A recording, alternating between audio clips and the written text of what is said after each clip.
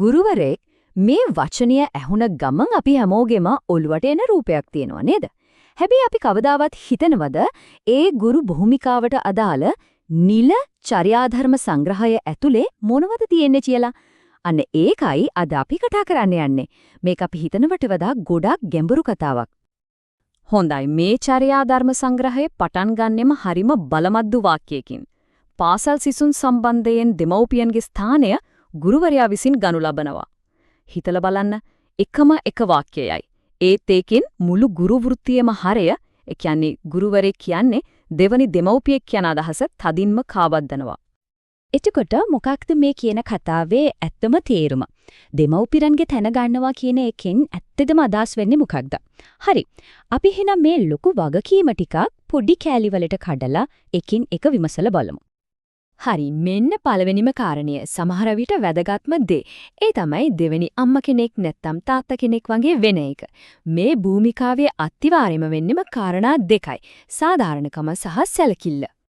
ඉතින් කොහොමද මේක ප්‍රායෝගිකව කරන්නේ? මෙතන තියෙන්නේ හරිම සියුම් බැලන්ස් එකක්. හිතලා බලන්න. එක අතකින් කිසිම ළමයෙක්ට විශේෂත්වයක් දක්වන්න බෑ. හැමෝටම එක වගේ සාධාරණම සලකන්න ඕනේ. ඒත් ඒ අතරෙම යම්කිසි ළමයෙක්ට අමතර අවධානයක්, විශේෂ සැලකිල්ලක් අවශ්‍ය නම් ඒක දෙන්න ඕනේ. අන්න ඒක තමයි අභියෝගය. හැමෝටම එක වගේ වෙන ගමන්ම අවශ්‍ය කෙනාට විශේෂ වෙන්න එක. හරි. එතකොට ඔය සැලකිල්ල කියන කාරණේ එහාට ගියම් අපි එන්නේ ගුරු වෘත්තියේ හදවතටමයි. ඒ තමයි දැනුම දින එක. මෙතනදී අපි බලමු ගුරුවරයා දැනුම දිනෙක් සහ මඟ පෙන්වන්නේ කියන දෙබිඩි භූමිකාව කොහොමද සමබර කරගන්නේ කියලා. අධ්‍යාපනඥයෙක් විදිහට ගුරුවරයෙකුගේ ප්‍රධානම රාජකාරිය තමයි දැනුම, කුසලතා, ආකල්ප වර්ධනය කරන එක.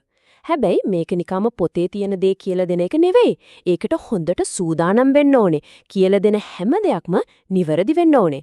ඒ වගේම මේ හැම දෙයකටම වඩා වැදගත් දේ තමයි ඉගෙන ගන්න පරිසරය ඇතුලේ ළමින්ගේ ආරක්ෂාව 100% තහවුරු කරන එක. දැනුම දෙනවට එහා ගිය මඟ පෙන්වීමක් ගැන කතා කරද්දී ගුරුවරයෙක්ගේ වගකීම තමයි ළමයින්ට බයක් නැතුව ප්‍රශ්න අහන්න, අලුත් දේවල් ගැන හොයන්න දොරටු ඇරලා දෙන එක, සුරක්ෂිත පරිසරයක් හදන එක.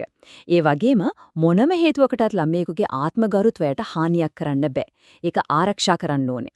ඉතින් මේ පරිසරය රැකගන්න නම් පාඩමට අදාළ නැති අනවශ්‍ය දේවල් ළමයි එක්ක කතා නොකර ඉන්න එකත් ඒ වගේම වැදගත් වෙනවා.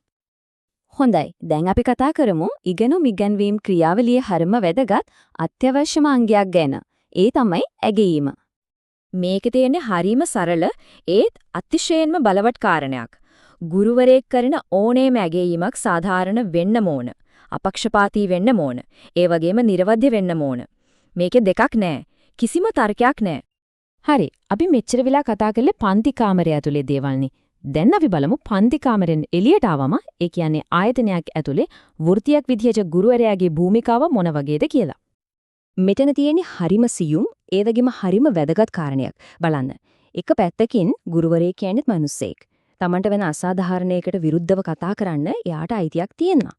හැබැයි අනික් පැත්තෙන් ඒ අයිතිය ක්‍රියාත්මක කරනකොට මුළු ගුරු වෘත්තියේම ගෞරවයට හානියක් නොවන විදිහට හැසිරෙන්නත් වගකීමක් තියෙනවා. අනේක තමයි පුද්ගලික අයිතියයි වෘත්තීය වගකීමයි අතරේ තියෙන අමාරුම සමබරතාවය. මොකද අමතක කරන්න එපා ගුරුවරයෙක් කියන්නේ ආයතනයක කොටස්කරුවෙක්. ඉතින් ඒ ආයතනයේ නීති රීති ගැන දැනගෙන ඉන්න එක, ගැටලුවක් ආවොත් ඒක විධිමත්ව සංසුන්ව විසඳගන්න එක, ඒ වගේම Taman වැඩ කරන තැන දියුණුවට වැඩ කරන එකත් ඒ වගකීම් ගොඩටම අයිති වෙනවා.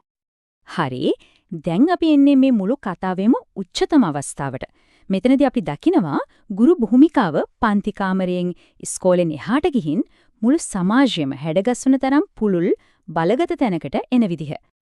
අවසාන වශයෙන් මේ චර්යාධර්ම සංග්‍රහය අපිට හයියෙන් මතක් කරලා දෙන දෙයක් තමයි ගුරුවරයෙක් කියන්නේ පන්ති කාමරයක හිරවෙච්ච කෙනෙක් නෙවෙයි, ජාතියක පෙරගමන්කරුවෙක් කියන එක.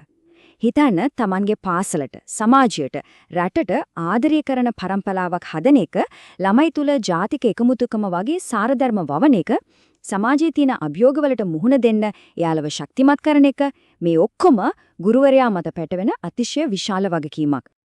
එහෙනම් අපි මේ ආපු ගමන දිහා ආපහු හැරිලා බැලුවොත් පේනව නේද? ගුරුවරයෙකුගේ බලපෑම කියන දේ එක ළමයෙක්ගෙන් පටන් අරන් පන්ති කාමරේ පුරා පැතිරිලා එතනින් එහාට වෘත්තිය හරහා අවසානයේ මුළු සමාජයටම රටටම බලපාන විදිහ.